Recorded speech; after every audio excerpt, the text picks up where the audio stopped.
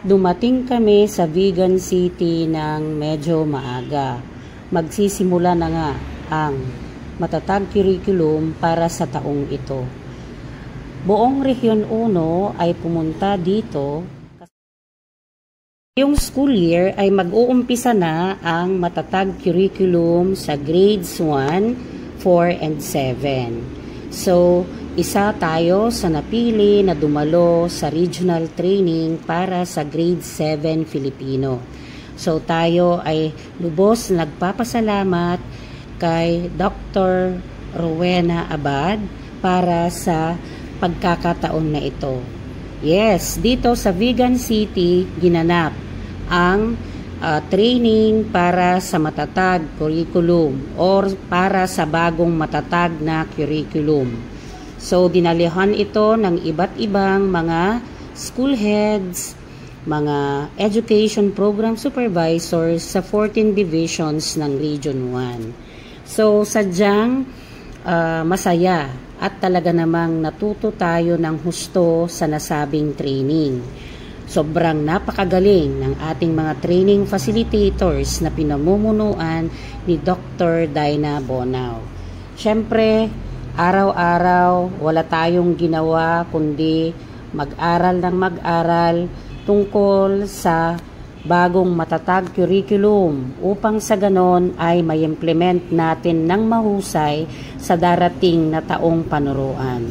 Yes, their followers, their parents, and their learners, sa lahat ng mga papasok sa grade 1, grade 4, and grade 7, doon mag-uumpisa ang ating bagong matatag curriculum. Ito ay sadyang pinagaan upang sa ganon ang ating mga guro ay hindi mahihirapan sa pagkamit sa kanilang mga layunin pagkatapos ng taong panuruan.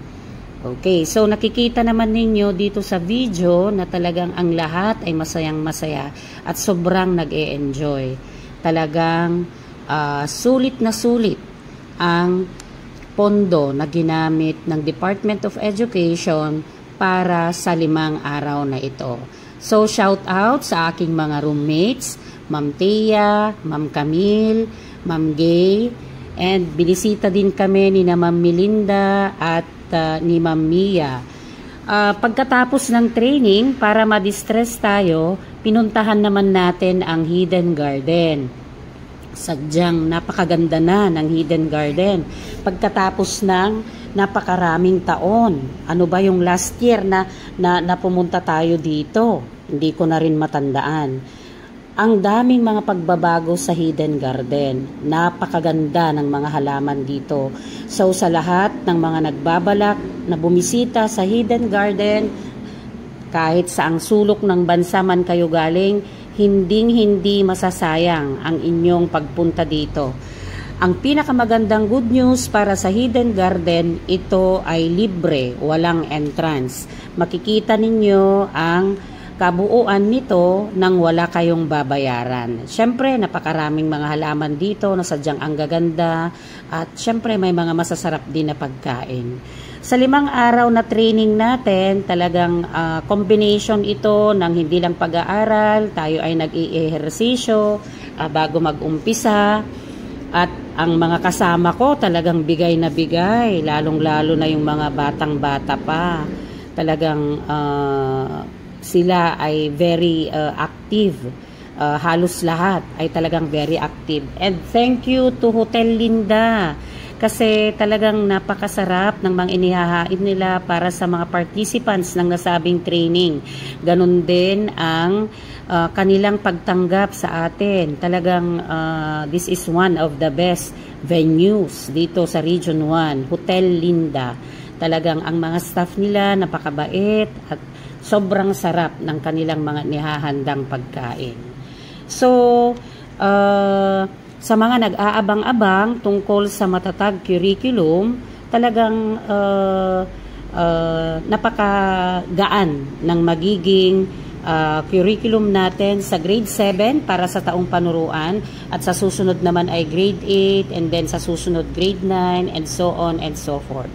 So sa lahat ng mga magulang na naghihintay ng ating update, Magsisimula na po ang Matatag Curriculum School Year 2024-2025 sa Grade 1, Grade 4, at Grade 7. So, more updates of the Matatag Curriculum sa susunod na mga araw.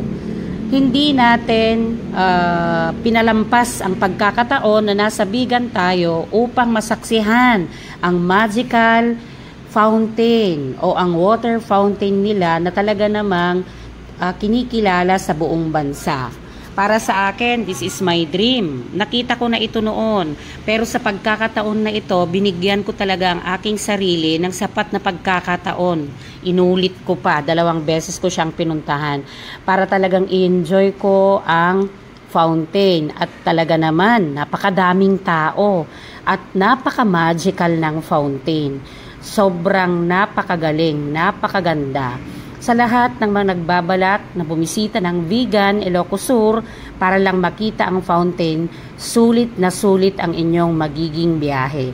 Kasi isa ito sa pinakamaganda hindi lamang sa buong bansa, siguro pati na rin sa buong mundo. Kasi talagang ilalaban ng Vigan ang kanilang magical fountain.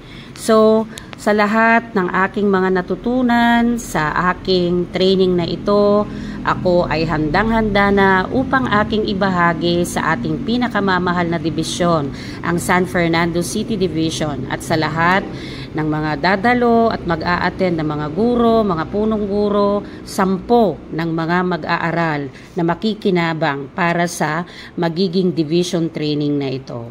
So, paalam Vigan, sadyang napakaganda mo.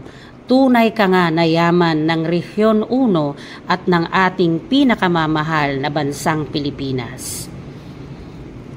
Don't forget to subscribe. Bye for now. God bless.